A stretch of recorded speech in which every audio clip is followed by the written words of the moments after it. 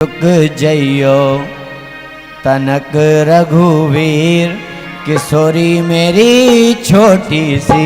झुक जइयो तनक रघुवीर, किशोरी मेरी छोटी सी। झुक जइयो तनक रघुवीर, किशोरी मेरी छोटी सी। जइयो तनक रघुवीर, किशोरी मेरी ताली हो जाके। झुक जइयो तनक रघुवीर, किशोरी मेरी छोटी सी। जइयो तनक रघुवीर, किशोरी मेरी छोटी सी। तुम तो राम जी अयोध्या के राजा, तो राम जी अयोध्या के राजा। तुम तो राम जी अयोध्या के राजा। तो राम जी अयोध्या के राजा। हम हैं जनक के गरीब, किशोरी मेरी छोटी सी। जइयो तनक रघुवीर, किशोरी मेरी छोटी सी। झुक जइयो तनक रघुवीर, किशोरी मेरी छोटी सी। जइयो तनक रघुवीर, किशोरी मेरी छोटी सी।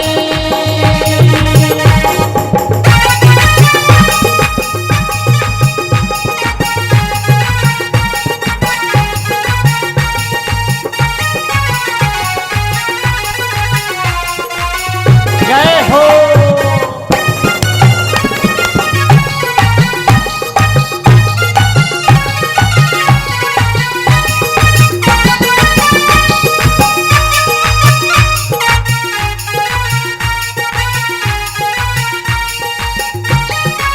हाथ उठा के भाव से।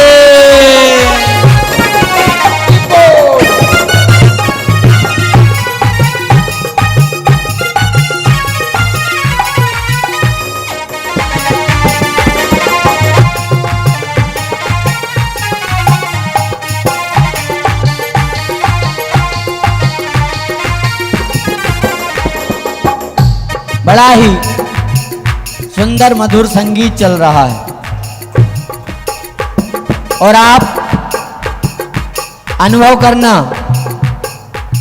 बैठे बैठे कई, यदि अच्छा संगीत चल रहा हो ना तो कोई हाथ हिलाने लगता है, कोई पैर हिलाने लगता है, कोई सिर हिलाने लगता है, कोई मटकने लगता है। जब मधुर संगीत होता है कि नहीं? तो ऐसे खो गए राम जी कि राम जी भी मटकने लगे। कैसे? ऐसे आगे पीछे, आगे पीछे राम जी मटकने लगे। सखियां सोचती हैं और थोड़े से झुक जाए तो काम बन जाए। इतने में लक्ष्मण भैया ने देखा, फिर पकड़ के हिलाया, भैया हम रघुवंशी हैं। राम जी फिर सावधान हो गए, और अगर मटकना है तो ऐसे मत मटको, फिर ऐसे।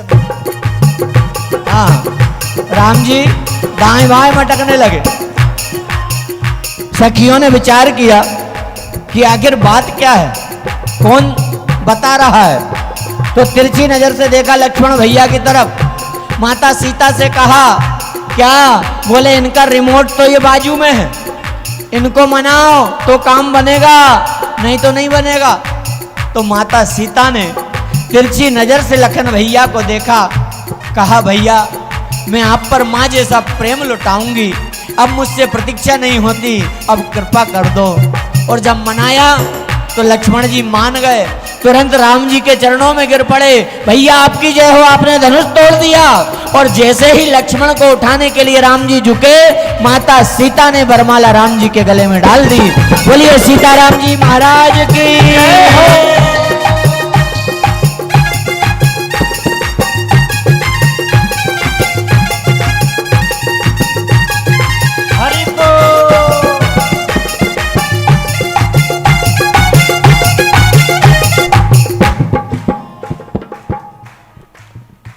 गावहि छवि अब लोक सहेली, गावहि छवि अब लोक गाइए। देखिए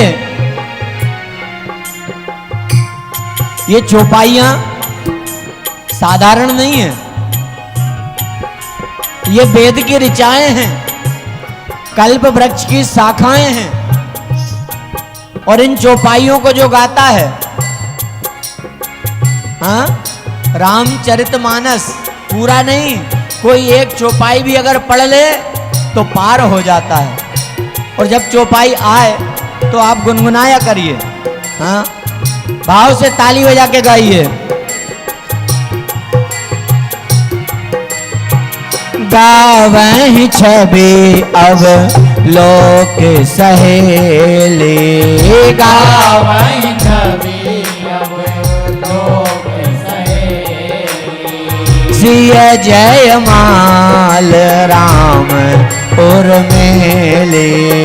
सिय जय माल राम उर्मिली। चलो, अब एक बहुत अच्छी बात आपको बताएं। आप गाते चले आ रहे ना कई दिनों से, कई सालों से, क्या? रघुपति राघव राजा राम पतित पावन। ये क्यों गाते हैं आपको पता है? रघुपति, राम जी रघुकुल में जन्मे हैं इसलिए उन्हें रघुपति कहते हैं। राघव कौन कहता है? मां कौशल्या राम जी को राघव कहती है। राजा राम भविष्य में बड़े बेटा हैं तो राजा बनेंगे, इसलिए राजा राम। पतित पावन कब से हुए? जब अहिल्या को पार लगाया, उद्धार किया अहिल्या का, तो पतित पावन हो गए। कमी थी केवल काय की। और जैसे ही धनुष तोड़ा, सिय जय माल राम उर्मिली, और हो गए रघुपति राघव राजा राम पतित पावन सीताराम। रघुपति राघव राजा राम पतित पावन सीताराम। तो ये पंक्तियां पूर्ण हुई हैं। जैसे ही धनुष टूटा, जो राजा थे एकत्र होकर चिल्लाने लगे, ऐसा हो सकता है का? युद्ध करेंगे, जो युद्ध में जीतेगा वो सीता को ले जाएगा। इधर लक्ष्मण भैया ने अपने धनुष बाण निकाले, आ जाओ, तो कांपने लगे। और ये शोर चल ही रहा था। इतने में क्या हुआ? क्या हुआ? कौन आया? तेहि अवसर सुनि शिव धनु भंगा, आयाऊं भृगुकुल कमल पतंगा। धनुष टूटा, शब्द हुआ, आवाज पहुंची परशुराम जी तक। तुरंत परशुराम जी आए, और जैसे परशुराम जी ने सभा में प्रवेश किया तो जो राजा महाराजा उछल रहे थे ना, एक दूसरे के पीछे छिपने लगे। हाँ, प्रणाम करने लगे, अपने बाप दादा का परिचय देने लगे। गुरुजी एक बार आप आए थे, मैंने आपके चरण दबाए थे। हाँ हाँ ठीक है, चलो हटो। कांपते थे छत्री परशुराम जी से। प्रणाम किया राम जी ने, लक्ष्मण जी ने, जानकी ने, जनक जी ने। पर जैसे ही धनुष देखा तो क्रोध आ गया परशुराम जी को। जनक से कहा, जिसने भी धनुष को तोड़ा है सामने कर दो, अन्यथा सबको दंड मिलेगा। तो राम जी सामने आ गए। किसने तोड़ा? राम जी कह रहे हैं क्या?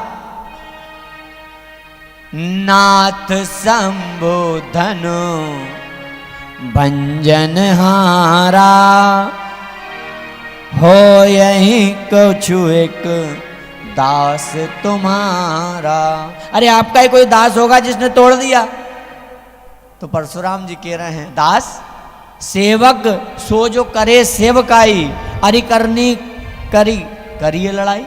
ये जो कर्म किया है तो लड़ाई के लक्षण है। सेवक तो वो होता है जो सेवा करे। अब समय कम है, जल्दी से बताएं। लक्ष्मण जी ने तो केवल एक ही बात कही, क्या? बहुधनु ही तोरी लड़काई, कबहु ना असरिस कीनी गोसाई। बचपन में न जाने कितने ऐसे धनुष हमने तोड़ दिए, तब तो आपने गुस्सा किया नहीं। हाँ, आज क्यों क्रोध आ रहा है? ये बात क्यों कही? परशुराम जी को लक्ष्मण जी के बचपन से क्या लेना देना?